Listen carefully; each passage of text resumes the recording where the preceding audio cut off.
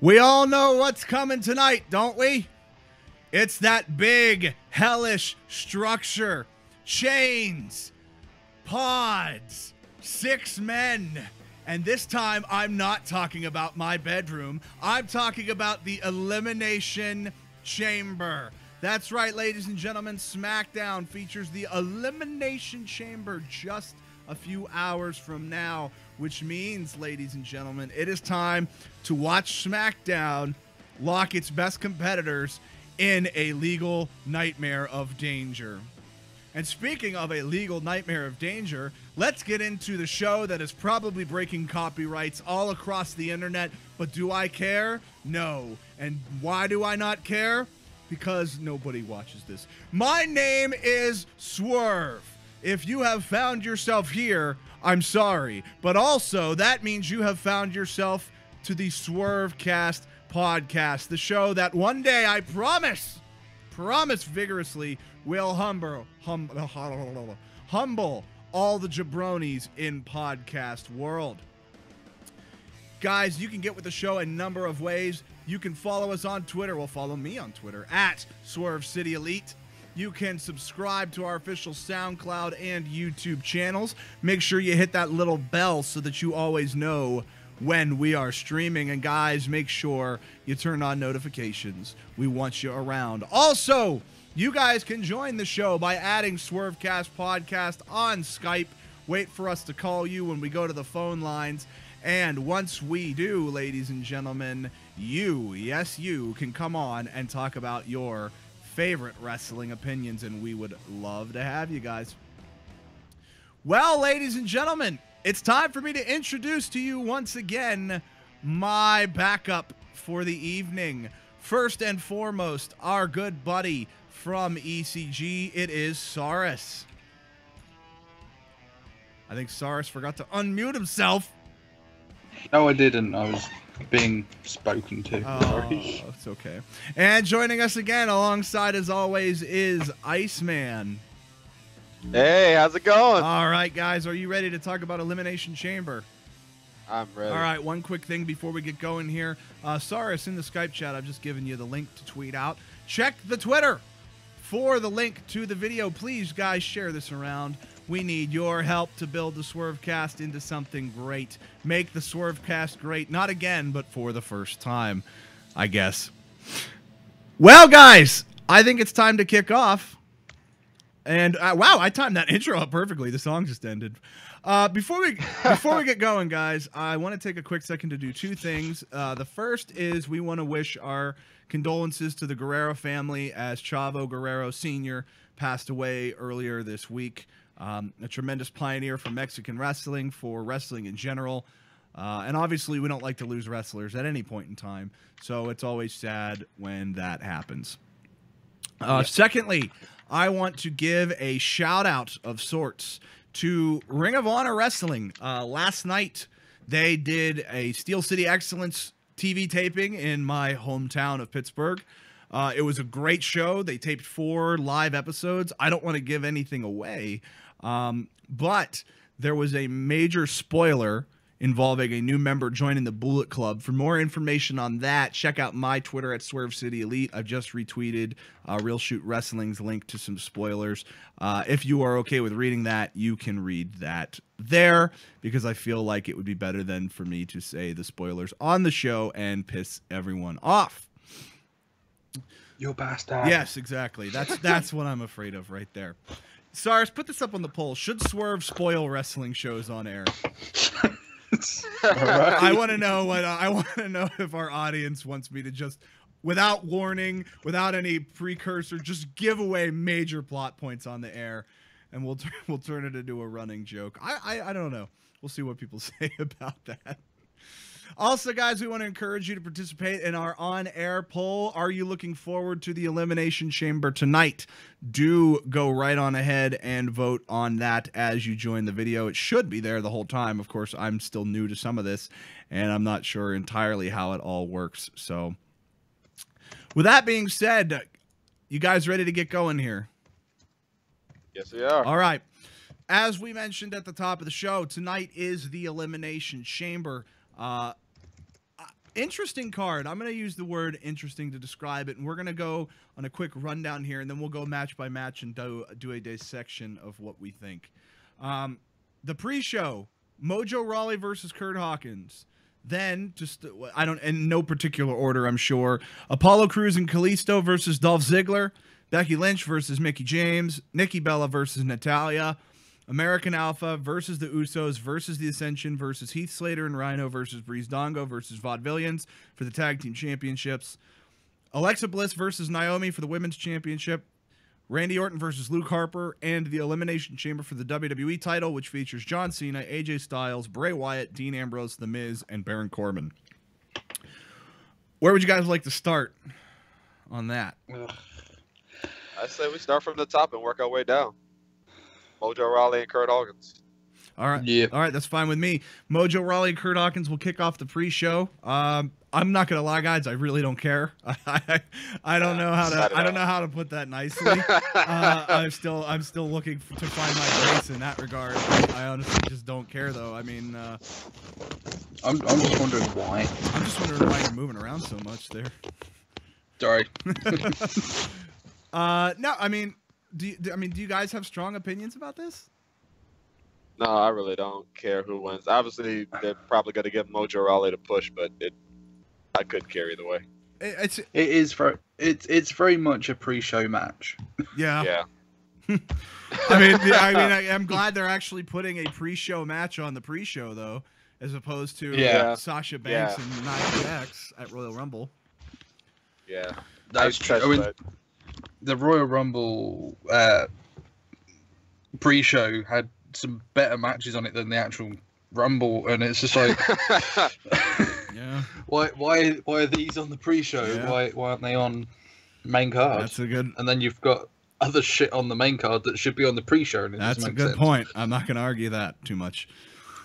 All right. Well, then I guess the final verdict on this is do not care.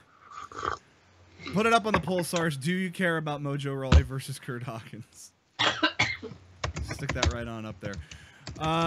Cyrus, also do us a favor and throw yourself on mute when you type. Thanks, buddy. All right. Up next, Apollo Crews and Kalisto versus Dolph Ziggler. Iceman, do you want to go first? Yeah, I'll go ahead and go first. I'm definitely gonna say I like the direction they're going with Dolph Ziggler. Even though with this again, I'm not thoroughly invested into the match just because of Apollo Crews and Kalisto. They don't have the type of depth that would keep me thoroughly invested. But I am curious about how they're going to push Dolph Ziggler with the new attitude, or with the returning attitude of that aggression and the I guess the lack of caring for anybody's well-being but his own. Yeah, I mean, and I think. Oh, go ahead. Sorry. That's all right. And I think Dolph Ziggler is gonna be put over, but he's gonna do it by any means necessary. He's gonna do something to get over that's not a part of the rules. Who would have thought a guy with the Twitter hashtag, the Twitter handle Heel Ziggler would be a good heel, right? I know. It's been a long time since we've seen Dolph Ziggler as a heel. I think the last time I can remember him being one was around the Alberto Del Rio feud when he cashed in Money in the Bank the first. Well, no, I can't say the first time. He never did it again. But the first championship match, they kind of did a double turn, I think, in that feud, if I remember it correctly, where Ziggler became the good guy and Alberto Del Rio kind of became the heel. So I think that was the last time I remember Dolph Ziggler being a heel. And I got to say, I've always liked Dolph Ziggler's heel work a little bit more than his face work because he plays an asshole so very well. And I honestly think Dolph Ziggler's character is meant to be an asshole. How often do you meet a good asshole? You know what I mean? Like, that's not something that's really common in real life. So that I enjoy it. I've enjoyed the way that they've turned him into an asshole on SmackDown. I like that he turned on Kalisto and Apollo Crews, and they're going to keep continuity with that, because so often you see guys turn heel and then the victim of it just kind of wanders away like, well, shitty luck for me. I guess I don't care. I'm going to go back to being a mid-card jobber now. So, yeah, my verdict is good on this. Cyrus, what about you?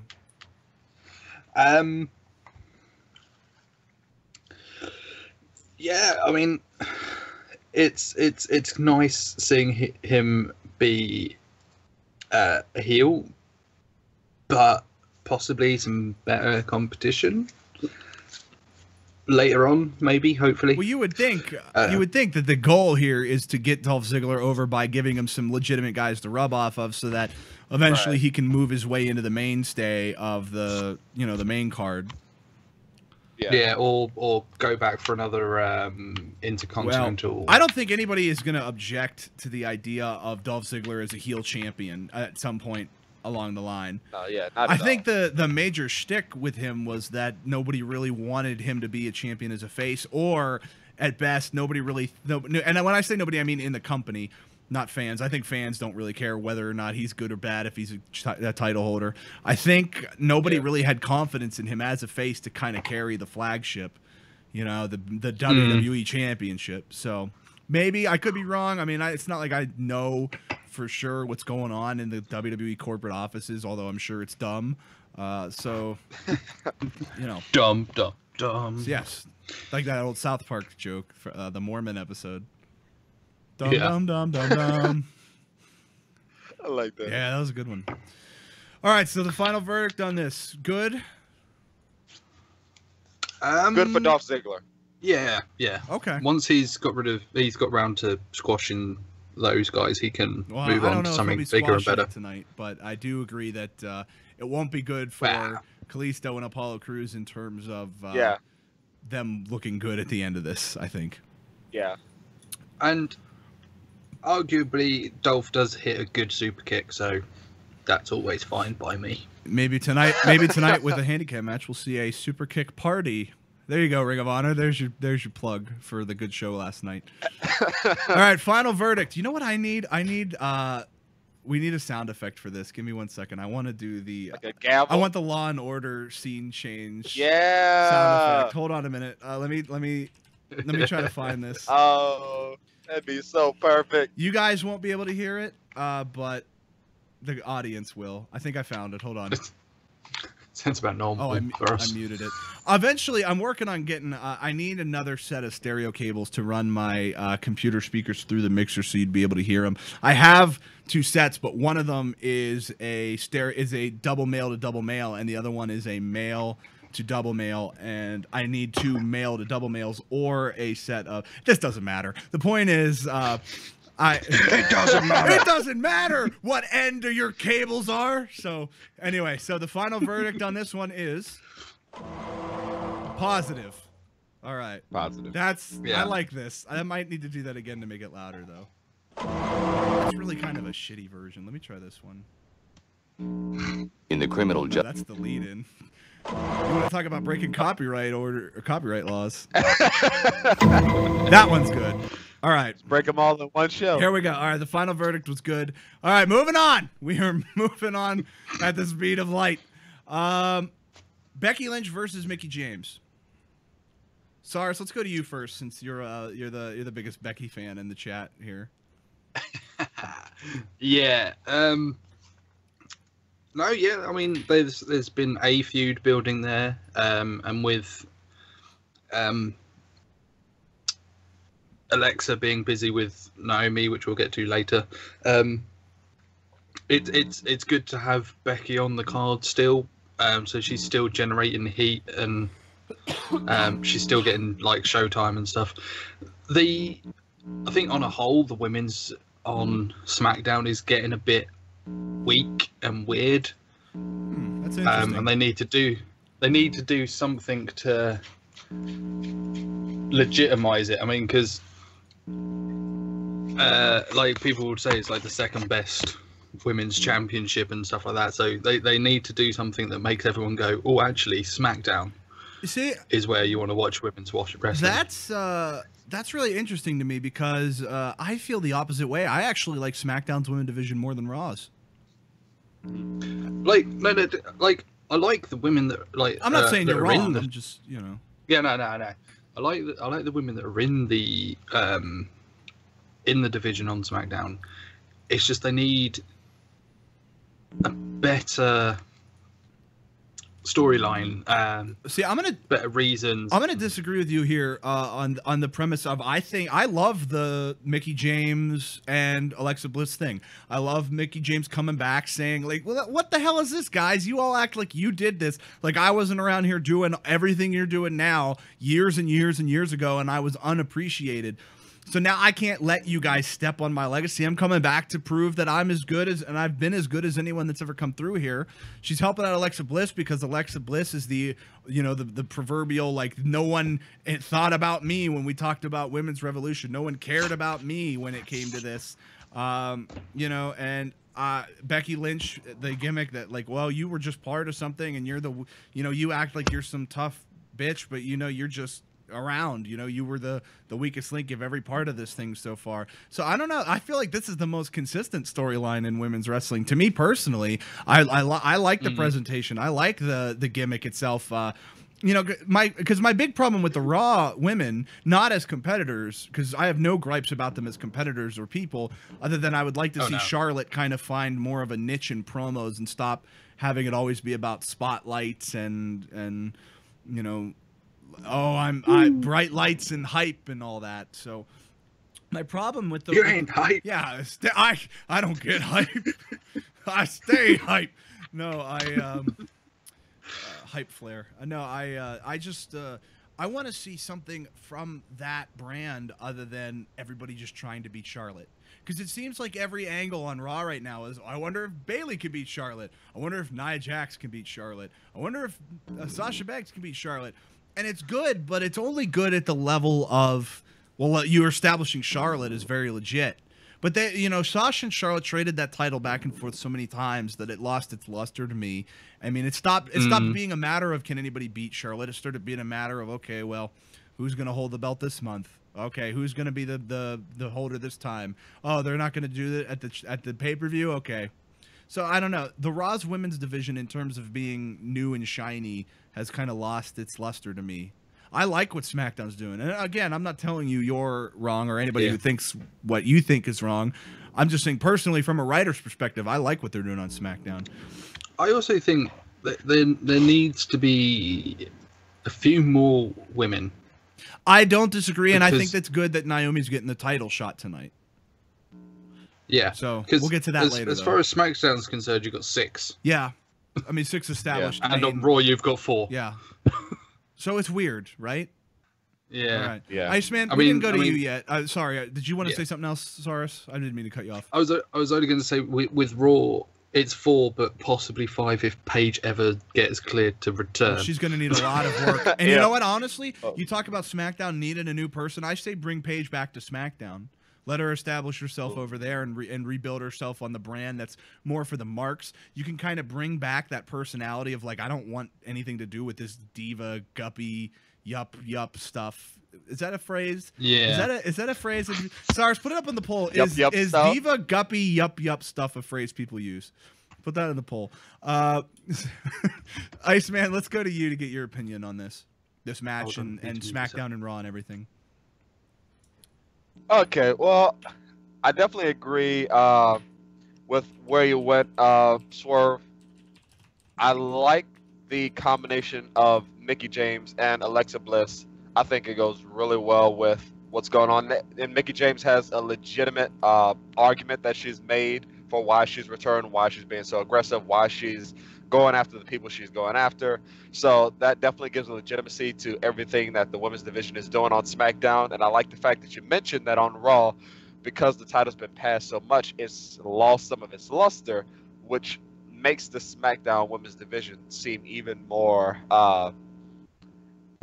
talented.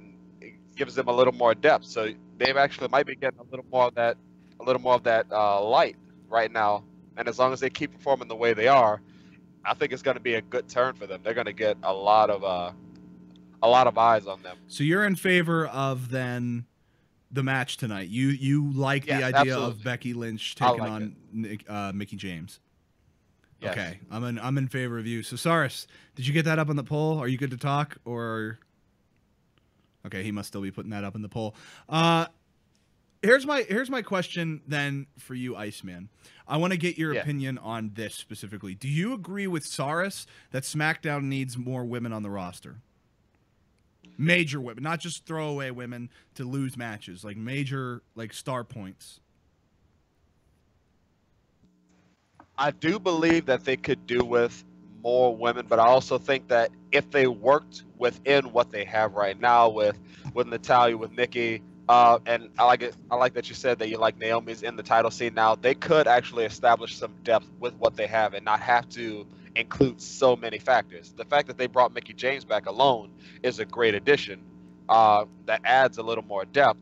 And as long as they keep playing within these roles, giving people good pushes and creating good controversies that aren't solely centered around who can beat the champion, they'll actually give that division some great depth. And maybe they don't have to add as many. They just have to continue to have great ideas and great inspiring matches. I'm glad we had this conversation because people always criticize me personally that all I do is shit on wrestling. And here's proof.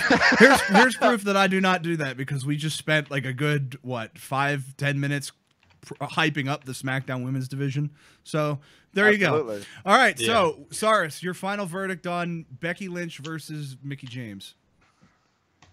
Love it. Okay. Iceman. Love it. And Mickie James goes over. All right. So the final verdict is that we love it. Straight fire. All right. Well, I'm going to straight fire you into space if you do that again. Saris, put this up on the poll. Do you like the Raw or SmackDown women's division better? Easy. Let's get some controversy up in this bitch. All right. Speaking of controversy, up next on the card, Nikki Bella versus Natalya. I'm going to go to Iceman first on this one. Iceman, I'm going to ask you a wide question before we get to the match. Do you enjoy this feud with Nikki Bella and Natalya? I'm going to say the talent that they have, I like the potential. I like what they can provide in a match. Mm-hmm. The actual feud itself, I'm not really following. And I think it would have been a little more, I don't know, I think it would have been a little more legitimate if they would have put a little more heat on Natalya. It just seems like she's a little salty that she doesn't have the fame that the John Cena and Nikki Bella relationship has. There's so much more they could have done with Natalya in terms of making her a legitimate heel, but I still like the talent of the match. They're going to have a great match, and I think it might, depending on how they do it, it might actually be the best women's match on the card. So you're in favor of the match happening then tonight? Yes, I'm in favor of the match. Absolutely. All right, Saris, are you with us? Yeah. I like how he said that as if he was trying to figure out whether or not he was with us. Like, am I here? I don't. Such an existential question Swerve just posed me.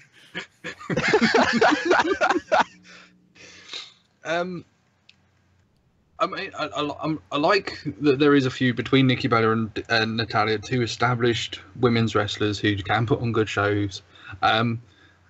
It's just, where is it going? Is because there's rumor of a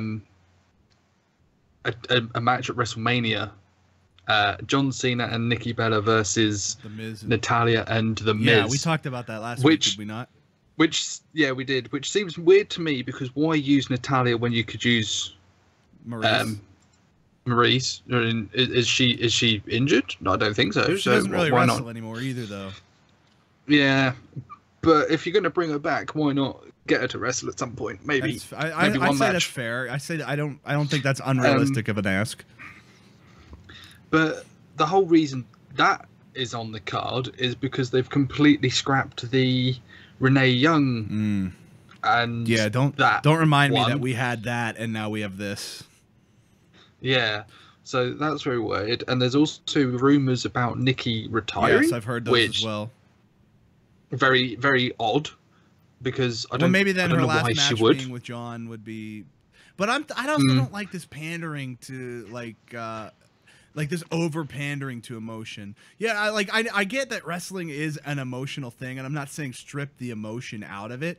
What I'm saying is I don't want something trying to force me to feel a certain way. I want to be able to feel however I'm going to feel when I see wrestling. And when I see that Nikki Bella and John Cena teaming up in what is likely going to be Nikki Bella's last match, you're forcing sympathy on me. And honestly, it's not that I knock Nikki, but I don't feel that sympathetic because I haven't really grown attached to Nikki as a character over the years. Or as a singles competitor, she's always been Nikki and Brie. Mm-hmm. There's always been the Bella twins. If it was both of their last match, maybe I feel something a little bit differently. But you've already lost Brie a couple of years ago, and now Nikki has kind of floundered since then. And I know people might disagree with me on that, and that's fine. I welcome that. That's just my personal take, because I feel like Nikki floundered after Brie left. Yeah, I mean, and the fact she had to recover from a neck injury and all that sort of stuff. I mean, I'm not disrespecting is that a reason she might retire? Maybe. What I heard was that she has a tingling feeling from her neck that goes all the way down to her elbow and down her right arm. Yeah. So her right you don't want to you don't want to mess around with that. I mean, that's legitimate. No. And so don't get me wrong, I'm not insulting Nikki Bella or her work effort or her intensity or her dedication to wrestling. All I'm saying is on screen I did not develop a personal relationship with that character, and so when I see this it feels forced to me. And to get onto my take of the match, which is what we're talking about really, I feel like this feud is too long. This is something you started at Survivor Series. It really should have capped off at Royal Rumble. And maybe if it caps off at Royal Rumble, you kill two birds with one stone with what Cyrus was talking about thinking SmackDown needs another staple in the main picture for women's division. You could move the winner of that feud into legitimate contention. And so now you would have the idea of Nikki Bella or Natalya being thrown into that mix with Mickie James, Becky Lynch, and Alexa Bliss as well. And maybe Naomi, maybe she finds herself some help. Maybe Becky Lynch finds herself some help. But you have that option. And you don't have to pull the trigger on that option, but you have that option around so that maybe in case if something happens, you have a backup plan. If you want to make something interesting, you have a wild card. You can use that wild card to set up another feud going into WrestleMania. Maybe you do not. I don't know who you want your faces and your heels to be, but you can set up some. You have options. That's the point, and I like to have those options.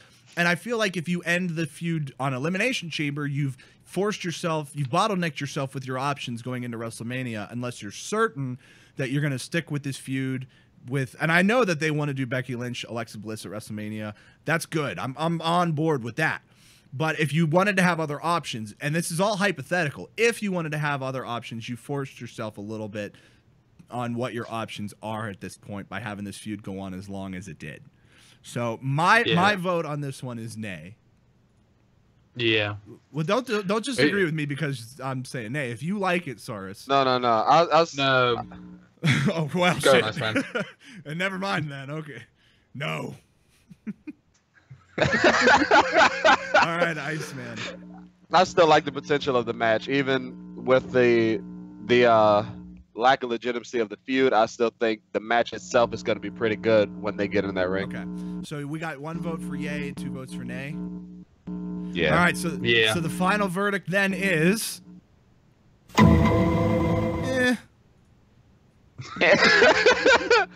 Up next. Oh yes. American Alpha versus the Usos versus the Ascension versus Heath Slater versus Rhino Heath Slater and Rhino versus Breezango versus Vaudevillains. Tag title turmoil. Cyrus, let's go. Okay. Enough. Okay. Oh, that's it. There you go. That's your answer right there. The verdict is.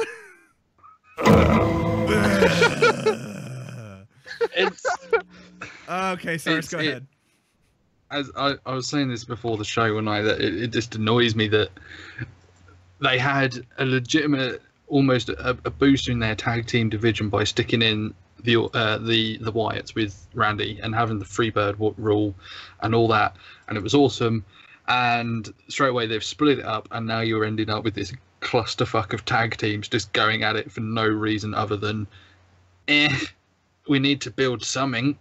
Let's throw all our tags into one.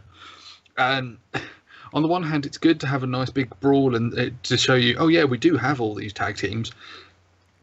But none of them are massive tag teams. Like, I mean, well, the Usos, for example, have been tag champions a couple of times.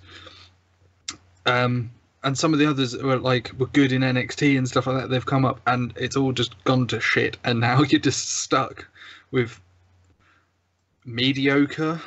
I don't want to I don't want to sound like I'm slagging them off, but they're mediocre tag teams. They're not anything special. You know, I largely share your sentiments. I don't know if I agree with calling all of the tag teams the mediocre. I think heel Usos are still finding their stride, but I think they have a lot of potential. I think American Alpha is great. I mean, I think they need to find a bit more personality for me. If that's 100% personal preference. I think they haven't done a great job with the Ascension, Breezango, or Vaudevillians as teams, and I think they made a mistake by letting the momentum Heath Slater and Rhino have slip away. But I do agree with your sentiment that this feels exactly like, let's get all of our talent on the show because we don't have anything else to do, and we don't know what else we'd want to do. Now, I'll tell you what they could have done with this that I think you guys might agree would have made it at least more themed. You got 6 teams in this thing, right? Yeah. Put it in the chamber. Yeah, that's happened before. They did it. They did it in before. 2015. Put it in the chamber. Put the chamber down. Put the teams in the pod, and then have it be like that. I know it gets chaotic with that many bodies in the Elimination Chamber, but if the theme of Elimination Chamber is hellish chaos, you might as well stick congruent. Cyrus, put it up on the poll. Should the Tag Team Turmoil Championship match have been in the Elimination Chamber? Yes or no? Iceman, let's go to your thoughts. The one thing that I fear from this match is I want to know what's next, because if American Alpha comes out on top, that means in one night they beat all of the other tag teams on the show. They've already been kind of hinting at this Heath Slater Rhino feud that they've kind of just been ticking with. So we're starting to lose a little bit of depth, and I want somebody legitimate to go up against American Alpha and for us to believe that maybe the titles can be taken legitimately from them. And from what I see so far, especially if they win the Tag Team Turmoil, which I believe they will, then they'd have to come up with something completely new, a new gimmick to make it a legitimate win if somebody's supposed to take those titles from American Alpha eventually. And with them teasing the Bray Wyatt Randy Orton split, that doesn't seem like much of a possibility at the moment with what they have on the show. I would have really liked personally to have seen them use this opportunity to rebuild the Ascension. I feel like the Ascension, if they were built properly, could have been draws for WrestleMania. I feel like, although at the same time, you've done so much damage to the Ascension as a team that you're really going to have a hard time ever making them legit again. Yeah, you and putting the belts on them at this point just would feel forced. It would feel like, oh, they're trying to use the gold to get the guy over. Title makes the man, et cetera, whatever other buzz phrases you want to use. So my vote on this match is nay. Iceman? Nay. Cyrus? Nay. Final verdict is... what a rush. All right.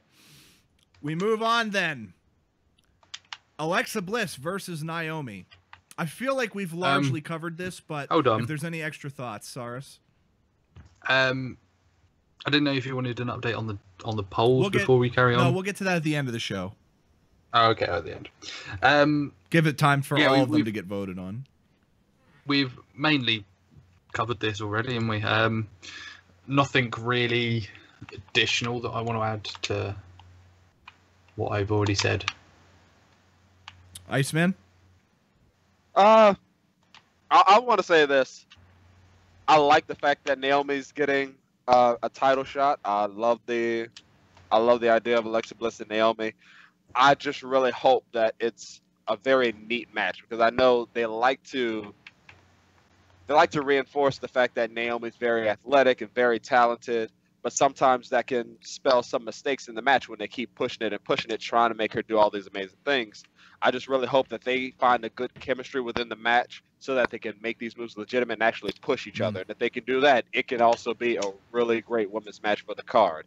But I don't know if they're going to try to push it too much and sell Naomi too much and possibly create some mistakes within the match from how they're trying to sell moves. It would not be the first time Alexa Bliss and Naomi wrestled a match full of botches. Let's just say that. Right, exactly. So I really want them to find some great chemistry and make this a match that will show the strength of both characters. I am going to stay optimistic and vote yay. My only question is, does Naomi still hit the rear end? Yeah, rear view. Yeah, Review. yes, she does. I actually think it's one of the Uso brothers that hits the rear end. Hold on, let me get that loser game show sound out while you talk. But no, I'm happy with someone else getting a title shot before them building something else for Mania. Right. So real quick, so here's that it's- loser game show sound. Maybe. There it is. Go on. No, I'm done. All right. So your verdict, Iceman. I'm going to say a hesitant yay. All right. Cyrus. I'm gonna say a yay on the premise of it's someone else having a go at the title. All right. So Go ahead. It's not the same thing with what they had on Raw. It's where it was Sasha and Charlotte, Sasha and Charlotte, Sasha and Charlotte. I like how you say Sasher. Sasher. All right. So Shut up. the final verdict is then yay. Yay. It's a yay. All right. It's a questionable yay. Yay with a It's a question yes, mark at the end. It's a yay. Yay. It's a little yay. Okay. All right. Randy Orton versus Luke Harper. I'll go first on this. Now we're getting I'll into go it. first on this one because I've been nice and deferred to you guys this whole show. Do it. Here's what I think. I'm okay with it because it's consistent with the theme. I think it's a good use of Randy Orton. I don't think it's a waste. What I expect is some kind of dirtiness because that's just typical of WWE's pay-per-view booking. And B, I mean, like it's almost ironic to a point because it feels like a lot of the time they sell pay-per-views to say this pay-per-view's purpose is to swerve for whatever we're going to do on Monday. So, or in this case, Tuesday. And B, I expect something dirty because Wyatt family. So I don't know. I don't think it's going to be Bray Wyatt. I think either Luke Harper is going to cheat or Eric Rowan's going to return. I still stand by my prediction from last week that Bray Wyatt will win the Elimination Chamber, but we'll get to this in a minute with the help of a returning Eric Rowan, but we'll see if I'm right or wrong later on. What I do say is I think this match is good. I think if we're sticking with consistency, since we can't go back and rewrite history, I say the match is right on pace for WrestleMania. I think it's good to build the tension for the Wyatt-Randy Orton match, and so I'm in favor. We'll go to Iceman. Iceman? I'm definitely in favor of the match. I already told you the last time we were on this podcast that I don't mind Randy Orton being in the WrestleMania scene and getting a push simply because he is one of the superstars, whether you think it's the same old thing or not, who can get legitimate wins while still making people look very strong. Simply with that RKO out of nowhere, he can make people look very good for the entire match, but still pull out a legitimate win that we all believe. And no matter where you put him, he can be very believable, and he can actually show the strengths of his own character as well. Mm-hmm. I think that this match is going to see the return of Eric Rowan, and I think Eric Rowan is actually going to put Randy over in favor of the Wyatt family, especially since he's been putting out those tweets suggesting that Sister Abigail may be close. That shows that his his allegiance is still to Wyatt family and Wyatt goals. And I think if he makes an appearance in that match, it's going to be for Randy and for Bray. You know what? You've actually, and we'll get to Cyrus in a second, but you've just sparked my creative mind a little bit. So run with me. Run with me here as I kind of speculate on an idea that I just had. Go ahead. You talk about Eric Rowan putting up on Twitter about, Sister Abigail and sticking with Wyatt principles, right? Right. We've seen in the past that Bray Wyatt sort of even is subservient to the Sister Abigail idea. You know, we've seen Bray Wyatt kind of do things based on Sister Abigail's will and names the move after her. Seems to kind of do a sacrificial thing with that, with the move, right? What if instead of Sister Abigail being of Wyatt values, Sister Abigail is an alternate power in this, as if to clash with Bray Wyatt, as if Bray Wyatt has gone rogue, and there's two Wyatt families. There's those loyal to Bray, which would be Randy Orton, and there's those loyal to Sister Abigail, which might be Luke Harper and Eric Rowan. That would be an interesting twist. And I only say that because I definitely would. That would be a great bit of depth to their story, simply because we don't know much about the Wyatts in depth. I think that would add a lot to what we've been missing from them. But that would kind of almost go along with the Wyatt family still kind of losing a lot of numbers. I kind of like the idea of Eric Rowan adding into the Bray Wyatt, Randy Orton thing for a little while, just because I think them getting a lot of strength, especially going towards WrestleMania, might be nice. But the controversy in that does sound really great. Well, it could still result in an ended, unified Wyatt family. True. You know, Civil War happens, and so I think like that should be the motto of the show. Civil War happens. And so, I mean, it could still end that way. And I see exactly what you're saying about enjoying the numbers, because I said last week how much I enjoyed Randy Orton and Bray Wyatt as a thing and didn't really want them to fight. It will be a good fight when it happens, but for we've already gotten to that. If you want to hear more on that, go check out last week's episode. I don't want to waste any more time on that. Cyrus, do you have any final thoughts? I want to kind of speed up here a little bit. I think it's going to be a really good match, because I think I put a lot of stock in Luke Harper as a competitor. I think he is just some of the stuff he can pull off is just amazing. So I think it'll be generally a really good match, because Randy puts on good matches, and I think Luke will put on just as good a match and will match him, and it'll be great. I also know that you don't put a lot of stock in Eric Rowan as a competitor, but more on that. On that if you go to the ECG Gaming channel, which we sponsor as well. All right, so Iceman, final verdict. Yay, definitely Sars? Yay. All right, then the final verdict on this one is yeah. All right, and the big boy, it is the Elimination Chamber, which will feature John Cena, AJ Styles, Bray Wyatt, Dean Ambrose, The Miz, and Baron Corbin. I'm going to safely say that you guys all assume by looking at the talent in this match that it's going to be a good match.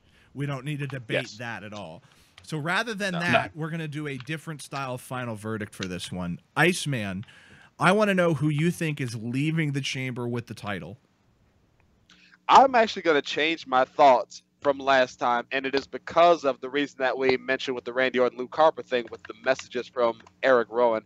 I think something big is going to happen with the Wyatts, and I think if they cause a feud between Randy Orton and Bray Wyatt too early, they might lose the hype and the mystery that is Sister Abigail and the depth that they can create. So I'm actually going to say John Cena retains, and that it is a newly developed and strengthened Wyatt family against John Cena, with Randy Orton winning the title and possibly creating controversy in terms of the Wyatt family having a title but it not being on the leader. I'll tell you, that's about the only way I think most people are going to care about a John Cena versus Randy Orton match at this point. Yeah. True. But I'm fine with it. It could be legitimate for the Wyatts. Yeah, when you explain it like that, I'm fine with it, because it's really not John Cena versus Randy Orton. It's John Cena versus the Wyatt family, and that's fine. I'm fine with that. But let's go to Saurus. Saurus, who's leaving the chamber as champion? Baron Corbin. No. I was really ready for you to defend that. I was really ready for you to come hard and be like, listen, this is what's gonna happen. I was so happy when he said it. Go on though. I mean, in all fairness, I wouldn't mind him to win. Because but I think possibly he needs a bit more building before a big win like that. I still stand by that he's going to be the last guy eliminated in the Andre the Giant Battle Royal. Yeah. He's definitely going to not go into WrestleMania with the title because he's going to be in that and he's going to be defending, not really defending it, but essentially defending his win from last time. Mm-hmm. It's either going to be Bray Wyatt or AJ Styles. Okay, that's fine. I am going to stand firmly behind my prediction of Bray Wyatt. And I know that goes against what we were just talking about with Iceman. I like your idea, Iceman, so don't think I don't. I really do. I just know WWE pretty well at this point, and I know that how hard it is to get them to change WrestleMania plans. The fact that they changed in 2014 was a miracle. Don't forget that. That does not happen. They were firm set on Batista and Randy Orton, and that was it. We really had to drive that point home. I know how stubborn they are about changing WrestleMania plans, and I feel like they're firm in on this Bray Wyatt, Randy Orton, which good for Bray Wyatt, so long as that is actually the main event of WrestleMania. Good on Bray Wyatt. I question whether or not that will get the hype that they really want it to get, only because I don't know how invested fans are in Bray Wyatt at this point, because they've spent so long delegitimizing him that I don't know if this is enough to legitimize him. That's a weird way to say that word, but the point, I had to put emphasis somewhere. And I as much as I don't know if it's the right decision, I stand by Bray Wyatt winning tonight. So, all right, so Iceman, your final prediction? Big yay. Well, no, your prediction. Oh, my final prediction is John Cena. All right, Saurus?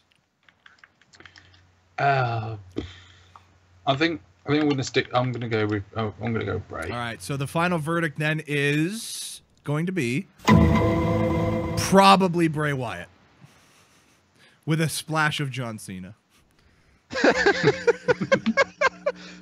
All right, Saurus, put this up on the poll. Would you like a splash of John Cena? Oh, that sounds so wrong. I know. Put it up on the poll as I just said it. Would you like a splash of John Cena? With that will close out our prediction of the card, and I want to kind of go a little bit meta here with you, Iceman, because I want to talk now about the actual value of the Elimination Chamber match. I just said a little while ago that I think that tag team turmoil should have taken place inside the Elimination Chamber, because I feel like this is the only opportunity you have to do a 6 tag team match where it's fun and it's legitimate, and there's a reason to have that many people involved. But we've seen Elimination Chambers year after year after year after year after year. I have done a dissection in the past about pay-per-views, having match theme pay-per-views being a bad idea because it takes away the mystery, it takes away the excitement of that match being spontaneous. In the way you think about, like, Hell in a Cell was my big example. You think about the way that they used to announce Hell in a Cell matches as stipulations, and I feel like having them as pay-per-views detracts from that surprise. So my question to you, Iceman, is do you still enjoy the Elimination Chamber? Do you still want to see it as a theme? Do you still like it as a concept? Does it still hold novelty to you? It does, when they have the caliber of talent that they do right now. If for some reason they were just throwing in anybody that they could just to fill in the space and to create anything for the title, then I would have a problem. But because you have people like Baron Corbin who can get really aggressive, you have people like AJ Styles who can really use the cage to its fullest extent and really look phenomenal, I have hope that that talent like that will make it actually become more legitimate, and they will show the actual potential of the entire structure. Right. Cyrus, what about you? I still enjoy it simply because, unlike Hell in a Cell can literally pop up anywhere. Mm-hmm. Not just on the Hell in a Cell pay-per-view, but also things like you'll get one at Fastlane, or you get one at Hopefully not at WrestleMania or whatever.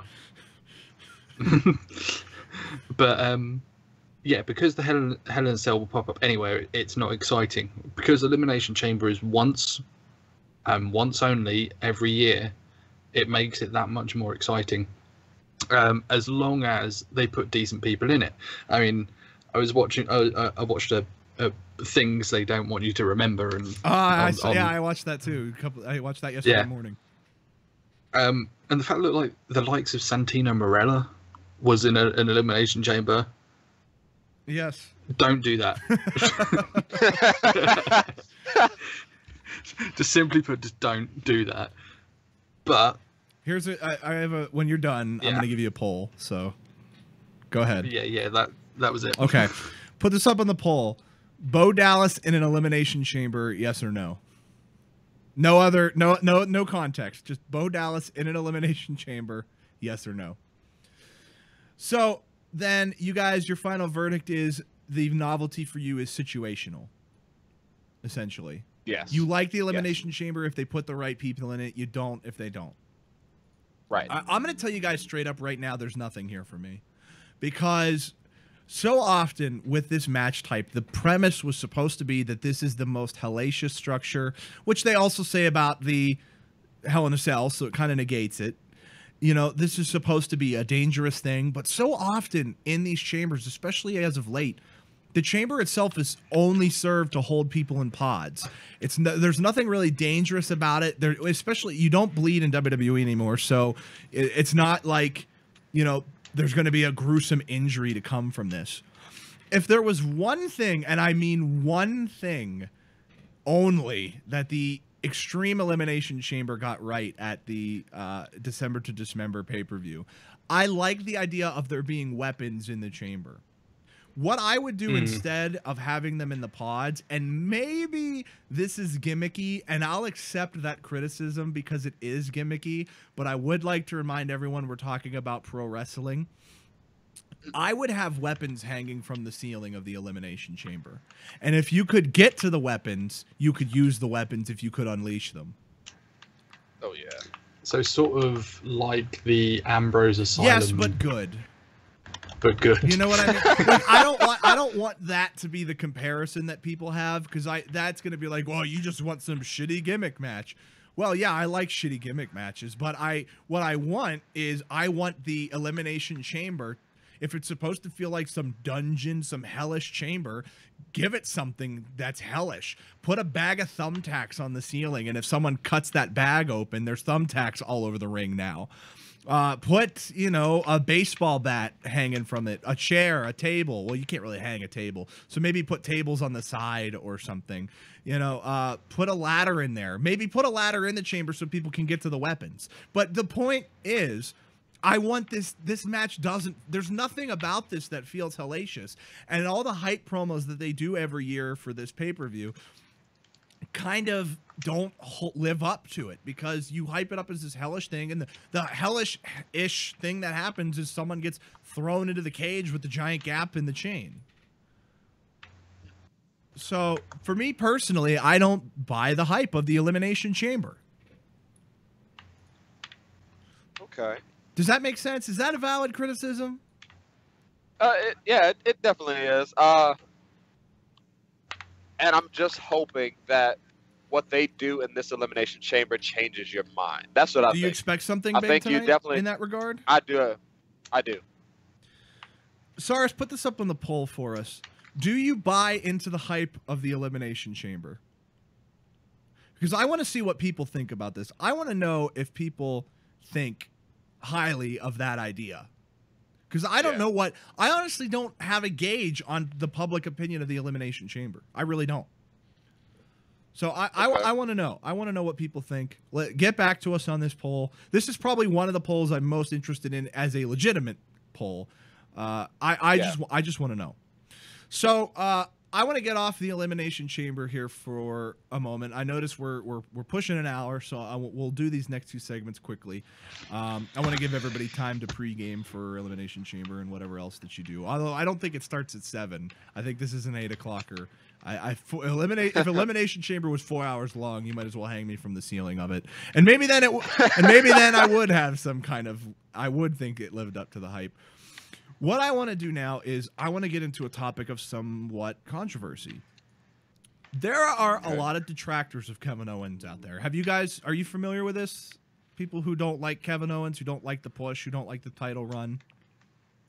I've heard it every once in a while. Okay. Cyrus? I've not heard any of it, but I can see why some people might be a bit. Okay.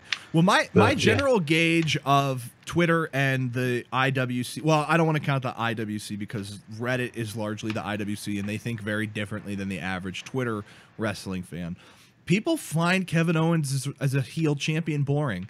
And that came as a huge surprise to me because whether he was the ruthless, violent bastard from NXT or this kind of like goofy, violent bastard that he is now, I love Kevin Owens' work. I'm a huge fan of Kevin Owens. I enjoy thoroughly his run with Chris Jericho. I love how he can be comically dumb in a very intelligent way, if that makes sense. Like the kind of way that only a smart person could play a dumb person. Right. I love the comedy value in Kevin Owens because we talk about wrestling as a comedy value all the time. How much of wrestling, Cyrus, put this up on the poll. How much of wrestling makes you actually laugh? A little, a lot, or none? Put 3 options up there. A lot, a little, or none. All right. Oh, hold on. Sure.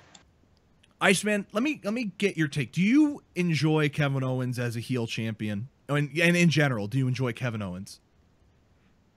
I actually do, and I believe there could have been more potential for him. I think they could have put him in some better situations, but I don't think that's on the part of Kevin Owens. I think that's completely WWE that's not using him to his fullest, even though he does have the title. My question is, when people say that they don't like him as a heel, are they saying in general they don't like him as a heel, or is it this particular title run? I think it's this particular title run by and large, but I don't want to speak for everybody. Does that make sense? Okay. Yeah, okay. Because there are some things about this title run that obviously, once you hear a certain theme song, you immediately roll your eyes. Roman Reigns. And you kind of just... You're kind of happy that maybe it's finally over. We get to do something new and get some depth with these stars. But I think things like that made his title reign a little boring. But him as a heel and the work that he is doing with Chris Jericho and the work that he does in matches when he has a little bit of freedom and somebody great on the other side of the ring, he's great. This is my humble opinion. If you shit on Kevin Owens and Chris Jericho as the top dogs of Raw right now, you're shitting on the one of the only entertaining things on Raw right now. Yeah. We forget so often that the E in wrestling is in WWE, the E in wrestling is just the E. The E in WWE is entertainment.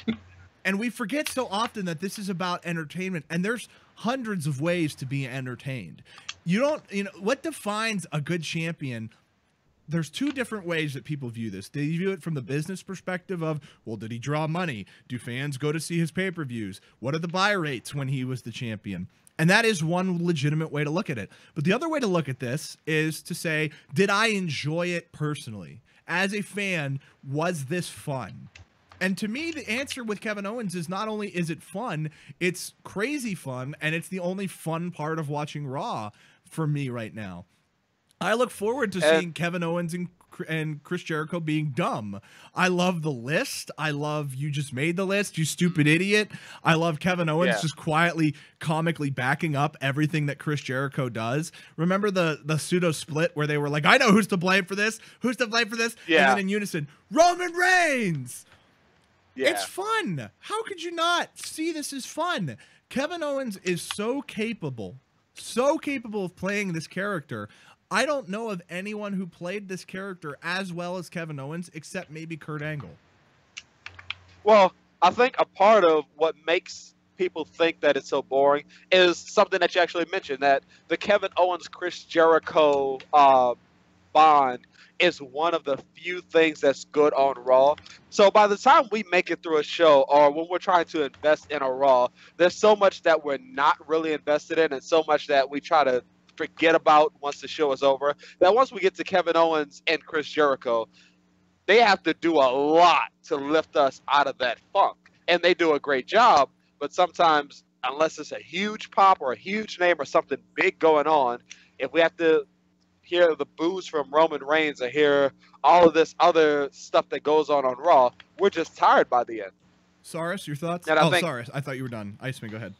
No, I was just going to say, I think if they add more depth to the entire brand, then we can actually appreciate a Kevin Owens, a Chris Jericho, and what they can do for the business, because there's actually a good variety, and we can actually see this is great, but Kevin Owens, he's up there. He's at the upper echelon of the talent that we see. Cyrus? All right.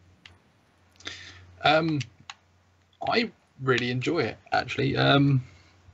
There's nothing dumb about it. I mean, it's...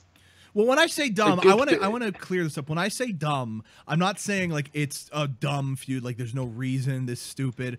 I'm saying dumb in the fun dumb, like Dodgeball the movie. That's dumb, but it's the right dumb. So just for clarity's sake, so nobody thinks I'm just calling Kevin Owens dumb.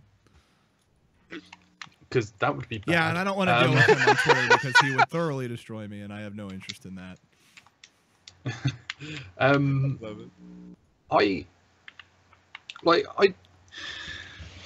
think it's a good way of breaking up the monotonous of wrestling. Sometimes it can get a bit monotonous because it is all about, well, I've got the biggest ego. No, I've got the biggest ego. It's a dick showing contest. And it's nice when it's not about Dicks. measuring the dick. Yeah. It's more about the quality of the head. Yeah. Iceman. There he is. There he is. Yeah, I knew he was coming. I'm sorry. I tried to mute myself. I couldn't. I wish you hadn't. I wish you had just let full force go there, all over the face of this thing. Oh, good Lord. Okay. Is that a splash of Kevin Owens? That's yeah. Put this up on the poll. Would you like a splash of Kevin Owens?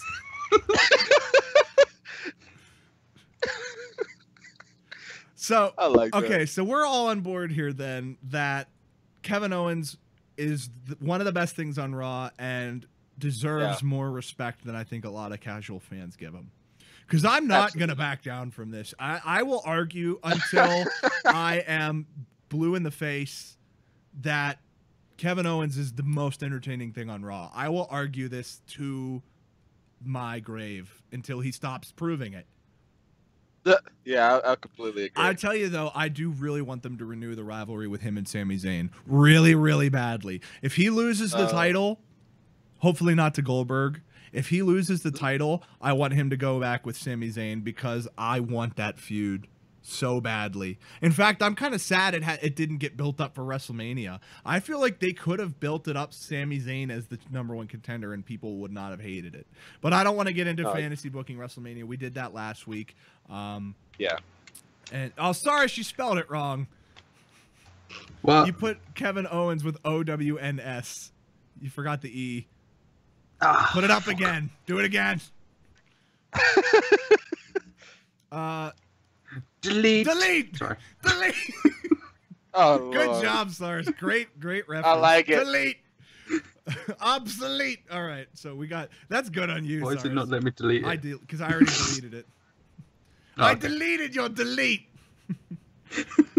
So, all right, then I want to get into our last topic here, and we'll do this real quick. In the similar vein, have you guys seen this? There's a mindset out there amongst some people, more so, I think, people who want controversial headlines than casual fans or even hardcore fans. There's a mindset out there that NXT is dying, sort of a slow death. I disagree, but I want to hear, Iceman, I want to hear your take on this. Well, personally, I haven't heard this rumor, and I would completely disagree with it. I think the talent that they have on NXT is is Ooh. outstanding, and I believe the way that they develop these superstars and what they've done, whether it's superstars that have already been developed from other promotions or superstars that we haven't seen before at all, the way that they develop them is very unique, and it shows greatly in their work and how they present themselves each and every week. I think if anybody thinks that they may not be looking at it in the right mindset, or maybe it's just their opinion and they're looking for something different. But personally, for me, it's a great show, and the talent on there is a lot of them are worth going to the main show and making a really good run. We have a major breaking news as of right now. They redesigned the Elimination Chamber. What? We have a brand new Elimination Chamber structure that will be debuting tonight. It's no longer the circular thing that it was before. I'm gonna put an image of it up on the screen right now. I see it. That is the new Elimination Chamber. Oh wow! What do you guys think? That looks easier to climb. Yeah, that's what I was about to say. I think this might have been on purpose for the specific reason of maybe manipulating the cage a little more. What do you guys think of this quick development here? This is kind of a nice...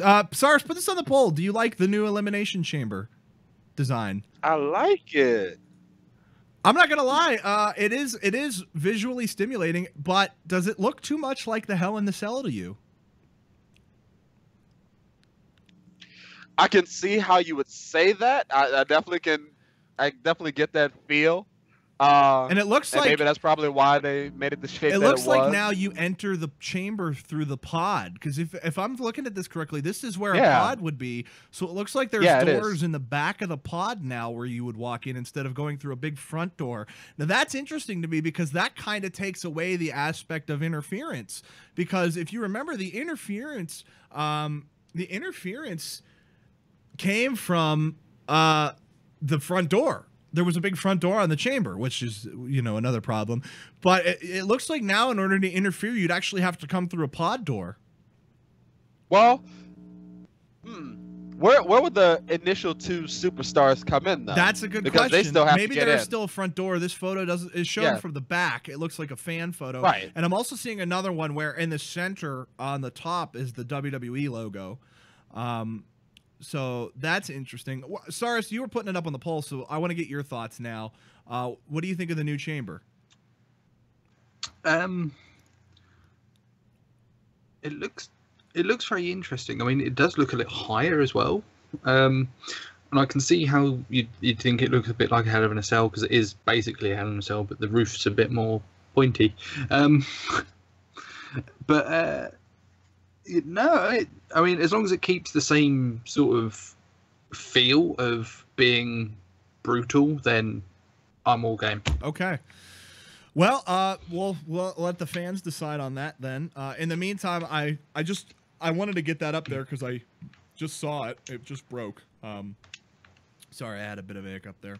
I want to finish up this last point, and then we'll call it a day. But Cyrus, I want to get your thoughts. Do you still enjoy NXT? Is it still as good to you as it's always been, or is it better than before? What are your thoughts? I still really enjoy it. I think all the talent on there is really good. The women's division's good. The main title division's good. The tag division's good. There's nothing there that makes me go, it's a bit meh and it's dying or anything like that. I'm loving Sanity as a stable. Oh, don't even get me started. I have so much to say about that. Another time. But again, my mate's had a good idea about that one that I want to share. Yes, we'll get to that. And yeah, it's just, there's nothing wrong with it. It's still got its tempo. It's still making new talent.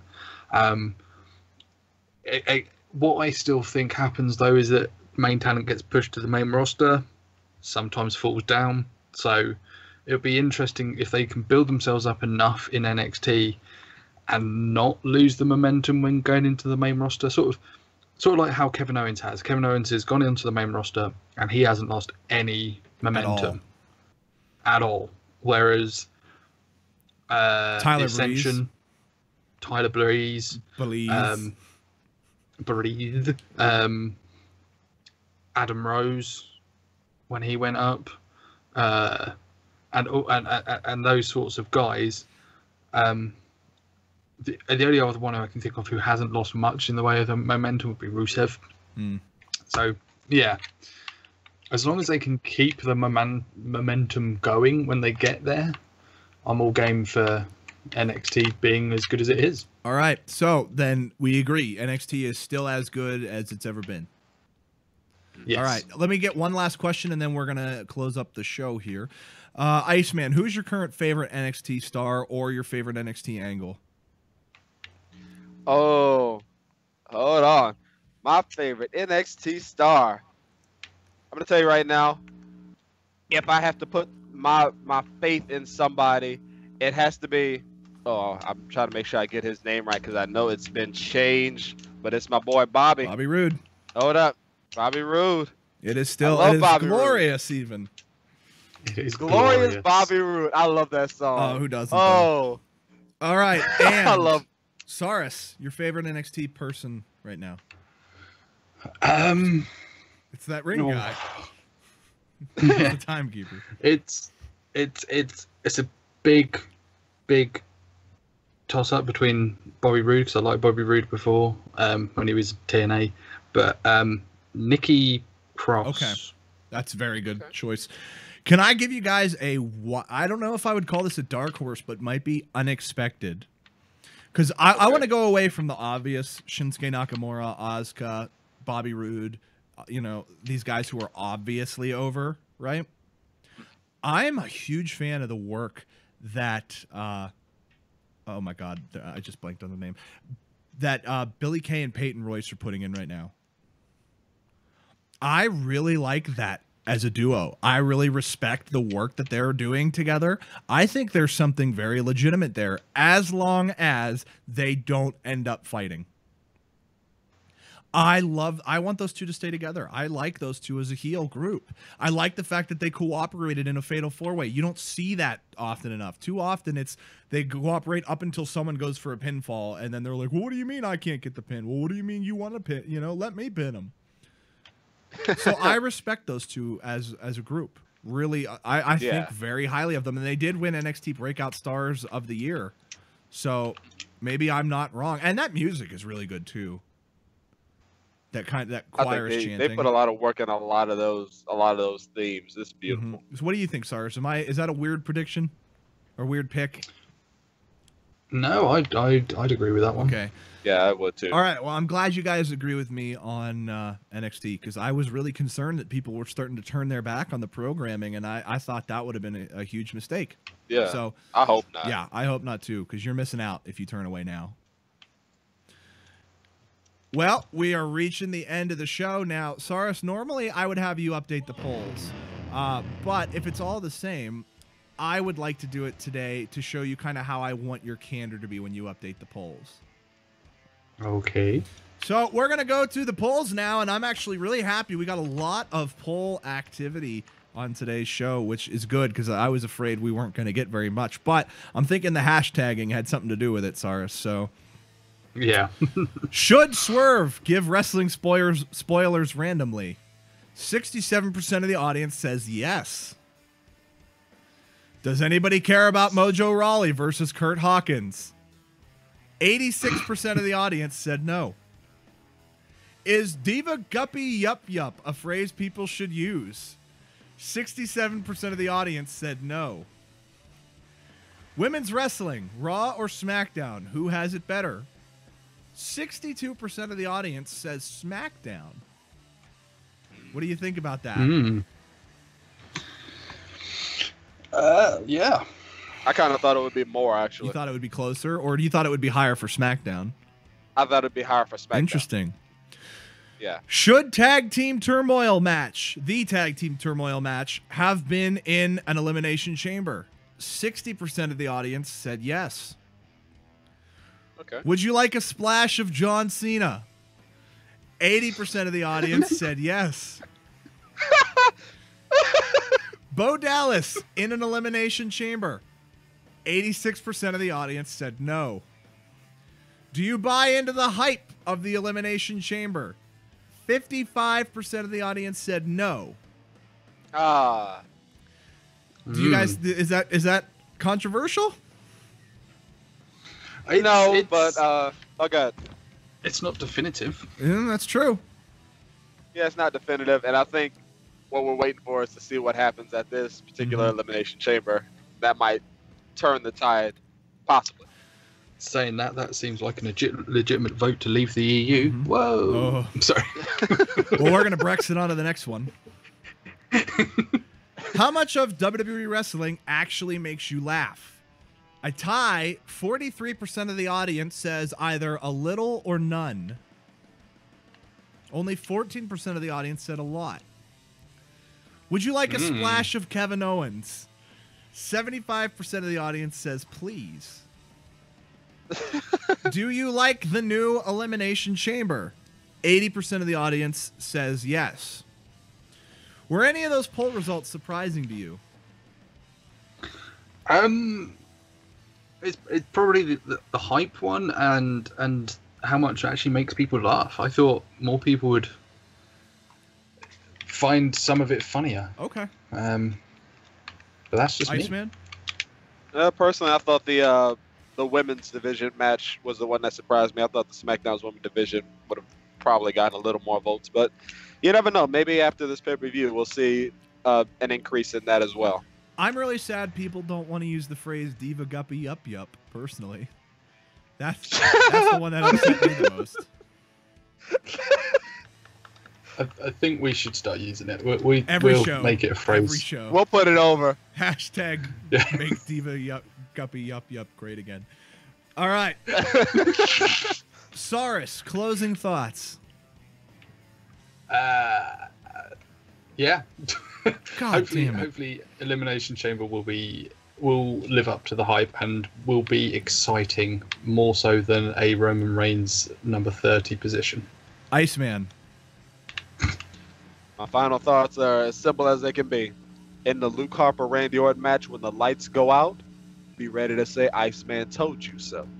All right. My final thoughts. Give Extreme Rules. Give Elimination Chamber a chance. Don't shit on the result no matter what happens, because I think, with the exception of maybe The Miz, anybody in that chamber could win, and I would find a way to be okay with it.